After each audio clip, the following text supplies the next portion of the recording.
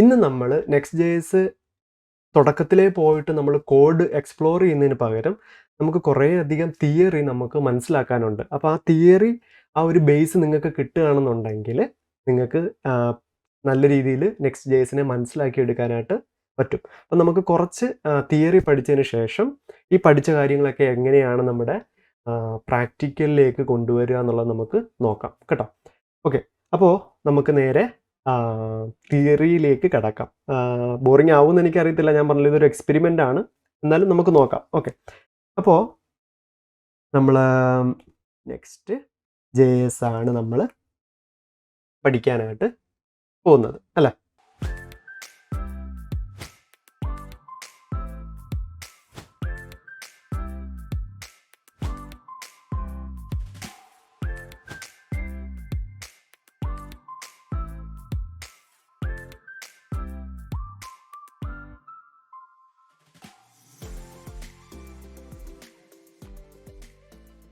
അപ്പോൾ നമുക്ക് ആദ്യം എങ്ങനെയാണ് റിയാക്റ്റ് വർക്ക് ചെയ്യുന്നത്, എങ്ങനെയാണ് Next.js വർക്ക് ചെയ്യുന്നത് നോക്കാം. കാരണം ഇത് മനസ്സിലാക്കി വെക്കുന്നത് വളരെയധികം നമുക്ക് ഭാവിയിൽ ഉപയോഗപ്രദമാണ്. ഓക്കെ, അപ്പോൾ സപ്പോസ് നമ്മൾ ഒരു പേജ് റിക്വസ്റ്റ് ചെയ്യാണ്. നമ്മളെല്ലാം ഈ റിയാക്റ്റ് ആണെങ്കിലും Next.js ഒക്കെ ഉപയോഗിച്ചിട്ട് നമ്മൾ എന്താണ് ക്രിയേറ്റ് ചെയ്യുന്നത്? വെബ്സൈറ്റ് ആണ് അല്ലെങ്കിൽ ആപ്ലിക്കേഷൻസ് ആണ് നമ്മൾ ക്രിയേറ്റ് ചെയ്യുന്നത്. അപ്പോൾ ഒരു യൂസർ വന്നിട്ട് എന്ത് ചെയ്യാൻ പോവാണ്? അപ്പം ആ യൂസറിൻ്റെ കയ്യിലൊരു സിസ്റ്റം ഉണ്ടെന്നിരിക്കട്ടെ.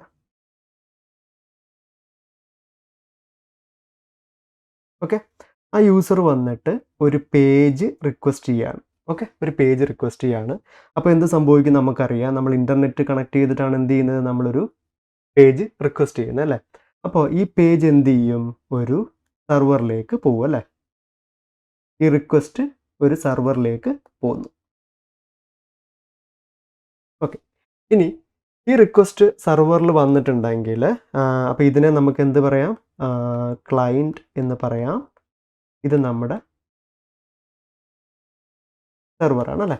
ഓക്കെ, അപ്പം ഈ ഒരു റിക്വസ്റ്റ് നമ്മുടെ സെർവറിൽ വന്നു കഴിഞ്ഞാൽ റിയാക്റ്റ് എന്താ ചെയ്യുന്നതെന്ന് വെച്ചാൽ റിയാക്റ്റ്, അപ്പം നമ്മളിവിടെ ഒരു റിക്വസ്റ്റ് അയച്ചു കൊടുത്തു.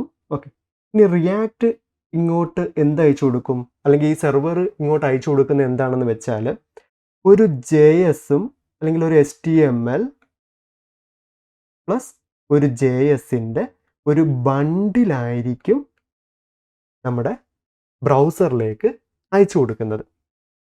ഓക്കെ, ഒരു ബണ്ടിലായിട്ട് നമുക്ക് നമ്മുടെ ബ്രൗസറിൽ കിട്ടി.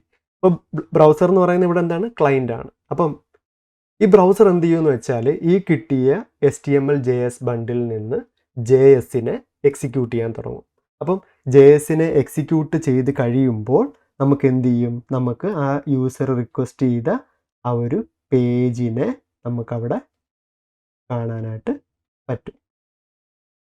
അപ്പോൾ ഇവിടെ ഒരു പ്രശ്നം എന്താണെന്ന് വെച്ചാൽ ഇവിടുന്ന് റിക്വസ്റ്റ് പോയി സെർവർ തിരിച്ചു കൊടുക്കുന്നത് ഒരു ബണ്ടിലാണ്. അപ്പോൾ നമ്മുടെ ആ ഒരു ഫയൽ സൈസ് അല്ലെങ്കിൽ ആ ഒരു പേജിൻ്റെ സൈസ് വലുതാണെന്നുണ്ടെങ്കിൽ ആ ബണ്ടിൽ തിരിച്ചു വന്ന് പിന്നെ അത് ബ്രൗസർ എക്സിക്യൂട്ട് ചെയ്ത് വരുമ്പോഴത്തേക്ക് ഇനിഷ്യലി കുറച്ച് ലോഡ് എപ്പോഴും നമ്മുടെ റിയാക്റ്റ് വെച്ചിട്ട് ചെയ്യുന്ന പേജസിന് നമുക്ക് ഫീൽ ചെയ്യും. ഒരിക്കൽ അത് ആ ഒരു ബണ്ടിൽ നമ്മുടെ ബ്രൗസറിൽ വന്ന് എക്സിക്യൂട്ട് ചെയ്ത് കഴിഞ്ഞു കഴിഞ്ഞാൽ പിന്നെ ആ കോഡ് അവിടെ അവൈലബിൾ ആണ്. അപ്പോൾ നമ്മൾ പിന്നെ എപ്പോൾ എന്ത് ഓപ്പറേഷൻസ് നടത്തിയാലും എന്ത് റിക്വസ്റ്റ് നടത്തിയാലും പെട്ടെന്ന് തന്നെ നമുക്ക് കാണാനായിട്ട് പറ്റും അല്ലേ. എല്ലാ കാര്യങ്ങളും പിന്നീട് ഫാസ്റ്റ് ആയിരിക്കും. അപ്പം റിയാക്റ്റിന് ഇനിഷ്യലി ലോഡ് കുറച്ച് കൂടുതലായിരിക്കും. ഇനി നമ്മുടെ Next.js എങ്ങനെയാണ് ഇതിനെ ഹാൻഡിൽ ചെയ്യുന്നത് നോക്കാം. ഓക്കെ, അപ്പോൾ നമുക്കൊരു എന്തുണ്ട്? ഒരു സിസ്റ്റം ഉണ്ട്.